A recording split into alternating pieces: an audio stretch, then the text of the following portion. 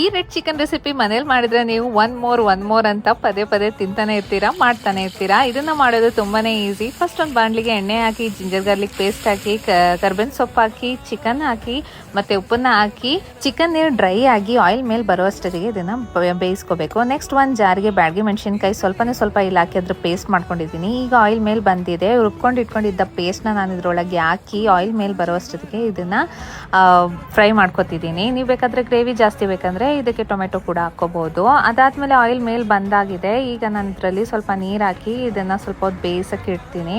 ನಂತರ ನಾನು ಚಿಕನ್ನ 75% ಆದಮೇಲೆ ಬಾಯ್ಲ್ ಆದಮೇಲೆ ಇದಕ್ಕೆ ಇನ್ನೊಂದು ಸ್ವಲ್ಪ ನೀರು ಹಾಕಿ ಇದಕ್ಕೆ ಗರಂ ಮಸಾಲ ಪುಡಿ 1.5 ಟೇಬಲ್ ಸ್ಪೂನ್ ಅಷ್ಟು ಗರಂ ಮಸಾಲ ಪುಡಿ ಹಾಕಿ ಇದನ್ನ 10 ನಿಮಿಷ ಸಿಮ್ಮಲ್ಲಿಟ್ಟು ಈ ಥರ ಕುಕ್ ಮಾಡಿದ್ರೆ ನಮ್ಮ ರೆಡ್ ಚಿಕನ್ ಬಂದು ರೆಡಿ ಆಗುತ್ತೆ. ಈ ರೆಸಿಪಿ ಮಾತ್ರ ತುಂಬಾನೇ ಟೇಸ್ಟಿ ಆಗಿರುತ್ತೆ. ಮನೇಲಿ ಖಂಡಿತ ಟ್ರೈ ಮಾಡಿ. ವಿಡಿಯೋ ಇಷ್ಟ ಆದರೆ ಫ್ಯಾಮಿಲಿ ಫ್ರೆಂಡ್ಸ್ ಜೊತೆ